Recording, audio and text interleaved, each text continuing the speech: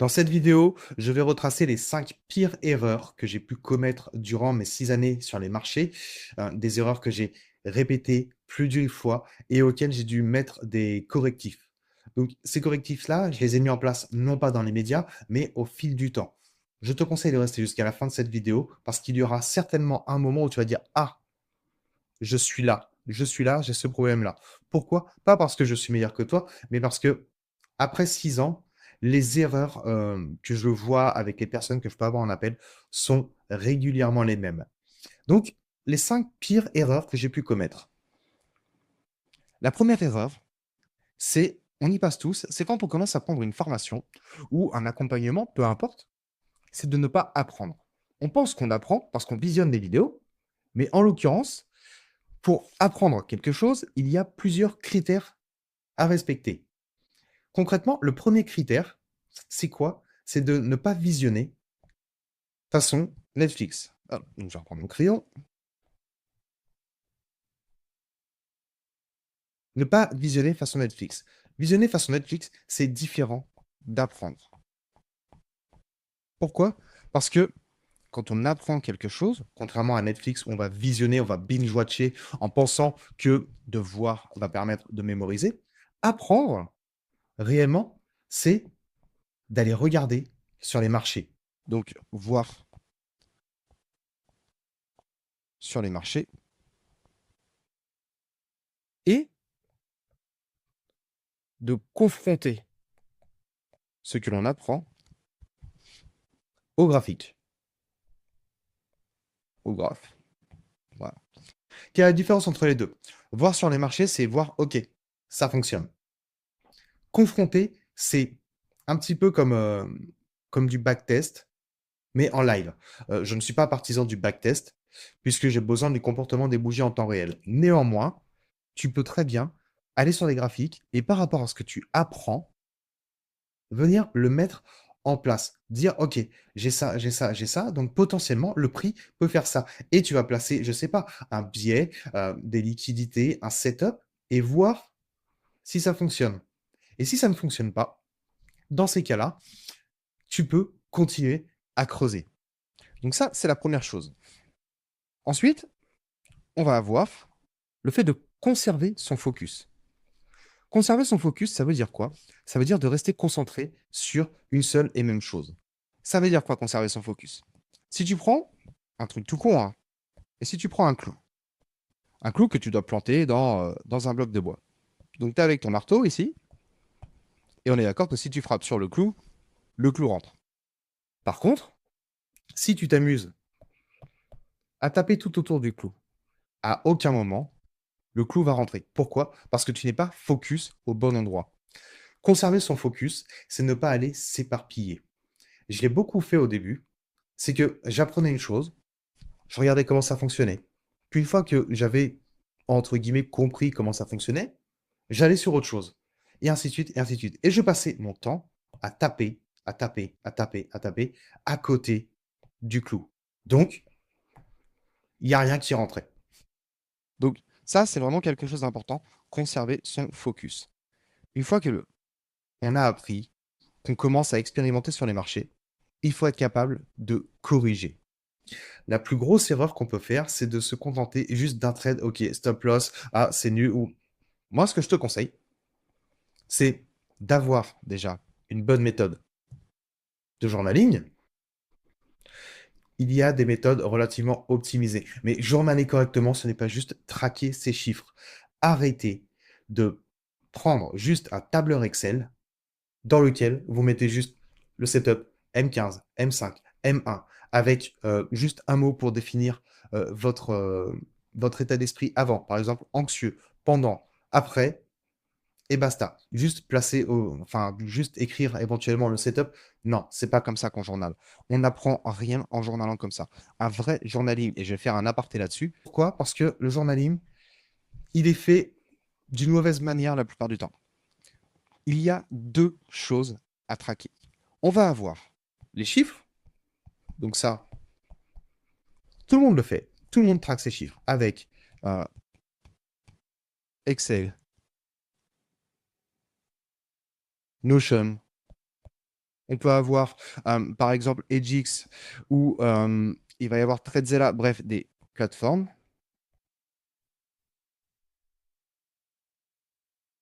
Et ça, traquer les chiffres, c'est la mauvaise chose qu'on traque. C'est important de traquer les chiffres, je ne vais pas dire le contraire, mais les chiffres découlent d'une certaine chose, ils découlent d'une analyse, de tes analyses, de ton journaling réellement. Un journaling, c'est quoi? Un journaling, c'est de traquer les analyses de trades pris, ouais, donc des trades pris, ok, et des trades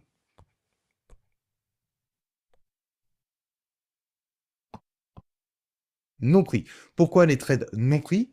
La raison, c'est pourquoi tu n'as pas pris ce trade. Si tu as un trade qui correspondait en tout point à ton modèle, à ta façon d'entrer ou quoi que ce soit, pourquoi tu ne l'as pas pris?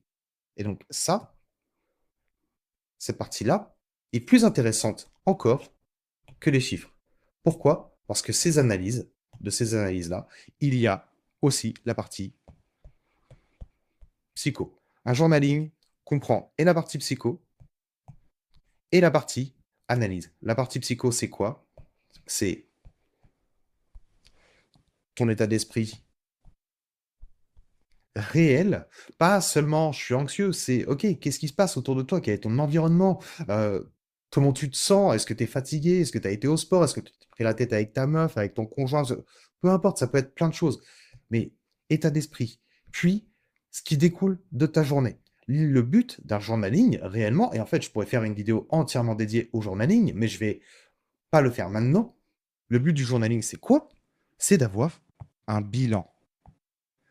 Un bilan en fin de journée, si tu lis ton journaling, tu es capable de comprendre ce qui s'est entièrement déroulé.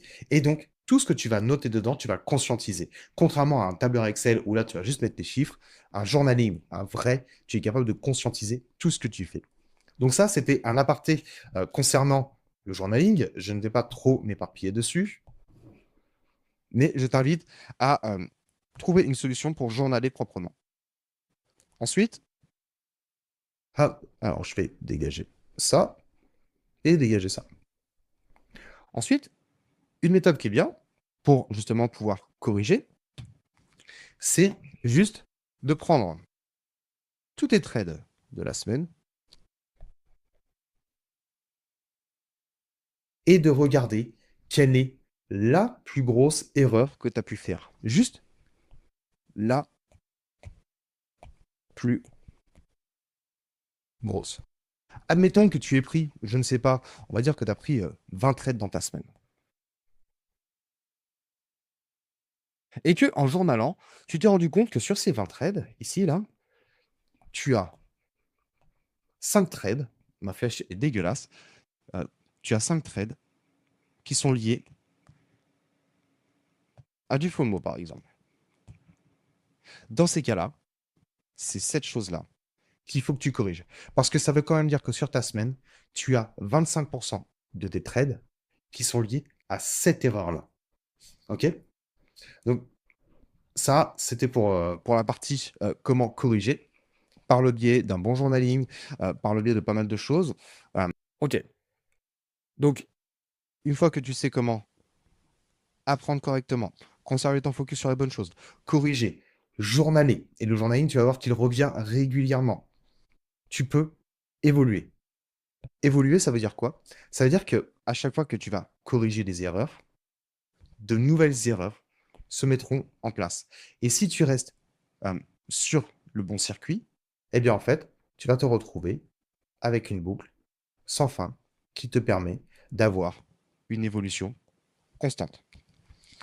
Ça, c'est juste pour la première partie. Hop, alors on va dégager ça. Ensuite, hop, la deuxième erreur que j'ai pu faire, c'est une fois que tu commences à comprendre ce que tu fais, rester devant ces trades. Pourquoi tu restes devant tes trades? La réelle question, c'est ça. Tu restes très souvent devant tes trades parce que tu n'as pas confiance. Tu n'as pas confiance soit en ce que tu fais, soit en ce que tu vois, soit en ce que tu ressens. Mais en tout cas, tu te retrouves à rester devant ton trade. Et ce qui va découler de ça, c'est que ça va te créer des incertitudes.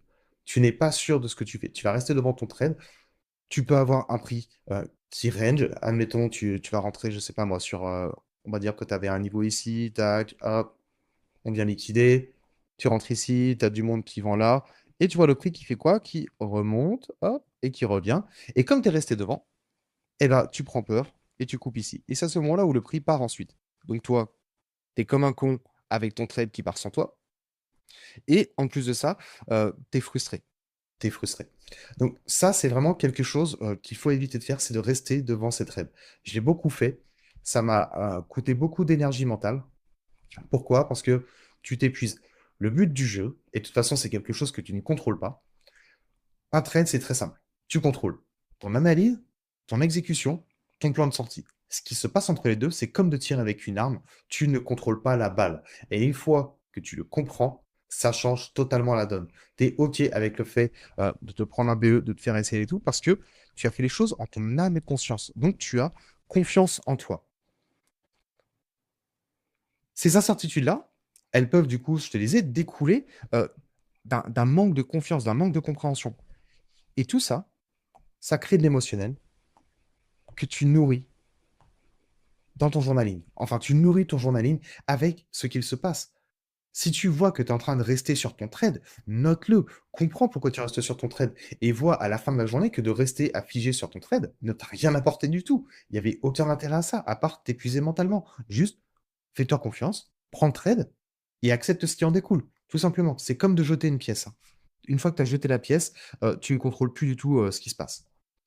Avant de passer sur les trois autres fautes, erreurs, c'est plus des fautes d'ailleurs. Une erreur, c'est quelque chose qui est involontaire. Quand cette erreur est répétée alors qu'on en a conscience, ça devient une faute. L'erreur suivante, c'est de me comparer. Se comparer, c'est quoi? C'est quand tu rentres dans le trading, tu fais quoi? Tu intègres des communautés, tu découvres différentes visions, différentes façons de travailler et tout. Et il y a des personnes qui font figure d'autorité.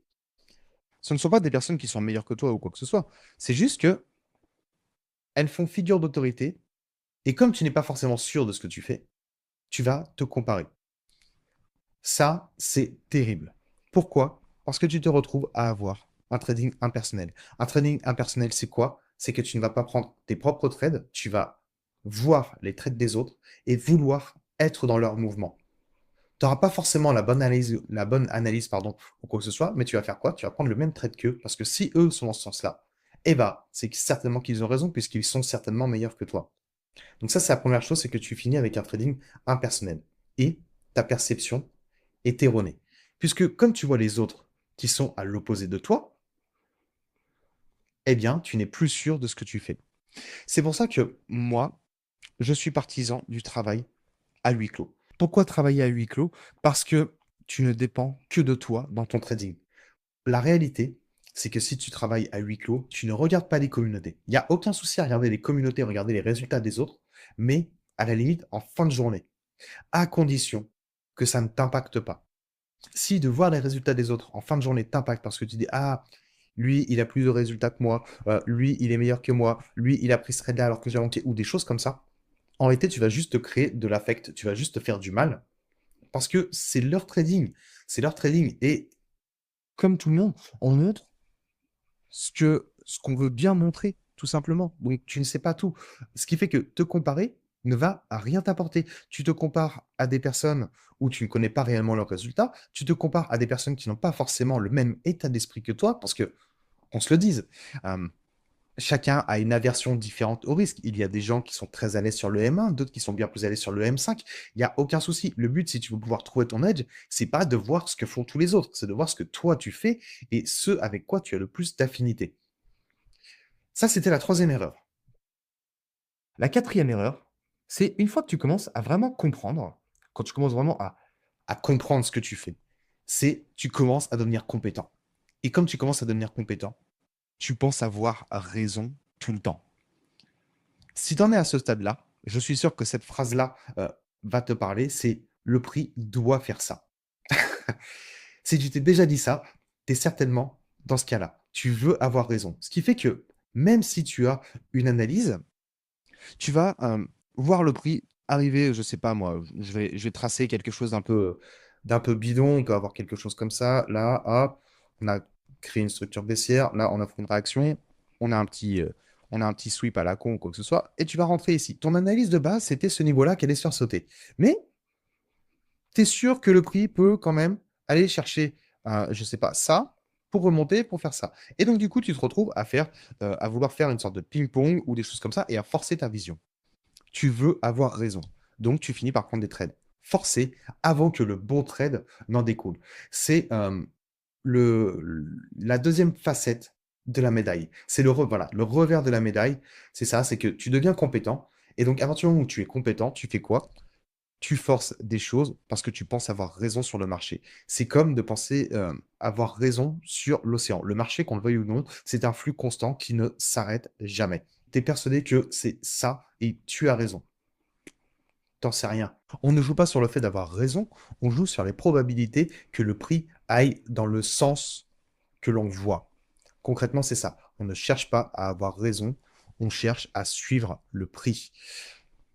Le souci, c'est que quand tu commences à avoir des trades forcés par excès de compréhension, tes émotions sont décuplées. Là, franchement, le revenge trade ou ce genre de choses peut vite arriver. Pourquoi? Parce que comme tu as raison, c'est le marché qui a tort. Tu dis non, hors de question, je l'accepte pas. Et donc tu fais quoi? Tu revenge. Tu fais un peu tout et n'importe quoi parce que tes émotions sont décuplées. T'as pas juste pris un stop loss. C'est tout le fait que tes raisons, toutes tes compétences qui sont remises en cause juste à cause d'un SN. Sauf que les SN font partie du jeu. Et tout ça, ça revient au journaling euh, que j'ai cité plus haut. Le journaling, honnêtement, s'il est bien fait, tu peux corriger énormément de choses. La dernière erreur, et je ne vais pas monopoliser tout ton temps, si ça fait plus d'un an que tu trades et que tu as des résultats qui sont éventuellement en dents de scie ou que tu es déjà rentable, mais non constant, non performant et que tu veux aller chercher beaucoup plus de résultats, réserve un appel avec moi. Je prends 3 personnes par mois maximum. L'accompagnement dure 3 mois. J'en prends pas plus parce que je veux conserver la qualité à la quantité. Mais en tout cas, c'est avec grand plaisir que de prendre le temps de voir si je peux t'aider. La dernière grosse faute, c'est la cupidité.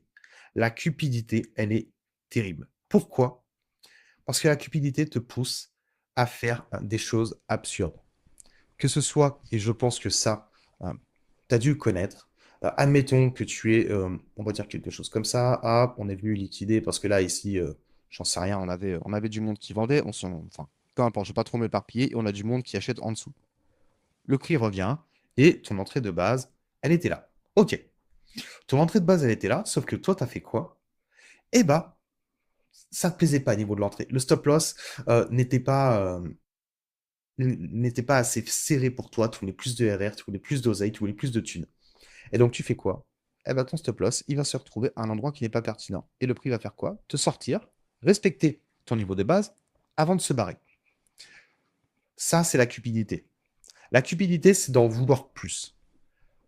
Le but n'est pas d'avoir des stop loss qui sont hyper serrés. Bien sûr que c'est sexy les RR, mais le but c'est d'avoir un stop loss qui est cohérent. Comment tu fais ça? En comprenant ce que tu fais. Tu l'as déjà vu, tu as appris, tu as compris les choses. Pourquoi tu t'amuses à mettre un stop loss plus court que ce qu'il faudrait? Si c'est juste pour avoir des plus gros RR, ça n'a aucun sens. Tu vas te taper un stop loss, le prix va partir sans toi et tu vas être frustré. Tu vas retourner dans une boucle avec des émotions décuplées. Ça, c'est la première chose. Ensuite, les TP illogiques. Pendant un temps, moi, je me payais, donc j'ai commencé où je me payais à 5 R, puis ensuite j'ai vu que dans plus de 60% des cas, voire 70%, mes trades allaient, par exemple, hop, ici j'avais mes 5 R et j'avais 8 R qui étaient ici, et mes trades allaient jusqu'à 8 R. Ok, super, mais parce qu'il y avait une cohérence, par exemple, ici, tu vois, il y avait un niveau qu'on était venu sauter, ok, il y avait une cohérence. Sauf que moi, je m'étais dit, bah non, moi je me paye à 8 R tout le temps. Comment tu fais quand le prix admettons, on a ça. Ici, on a du monde qui se positionne à la vente, on a des réactions. Là, on liquide les premiers acheteurs qui ont pu se placer. Tu prends le trade et arrivé à ce niveau-là, ici, ça te donne que 3 R. Eh bien, moi, comme je le payais à 8 R, je faisais quoi? J'avais mon TP qui était là, littéralement dans le vide. Et donc, par cupidité, Je voulais que le prix monte là. Pourquoi? Parce que la majorité de mes trades allaient au moins jusqu'à 8R, donc je me payais à 8R, sauf que se payer à 8R dans le vide, bah, c'est comme tirer sensible. Si tu n'as rien à viser, il n'y a aucun intérêt d'aller chercher le prix à cet endroit-là. Ça n'a aucun sens. Il y a un truc qu'il faut retenir, je le dis dans les vidéos techniques, c'est que tu as besoin d'avoir une liquidité saisie et une liquidité à saisir. Si tu n'as rien à viser, il n'y a aucun intérêt à prendre le trade. Enfin, à prendre le trade, si, mais à vouloir se payer trop loin, non. Et ensuite, c'est de ne pas savoir s'arrêter. Et donc, tu fais quoi? Tu vas rendre les gains au marché. Pourquoi tu vas rendre les gains au marché?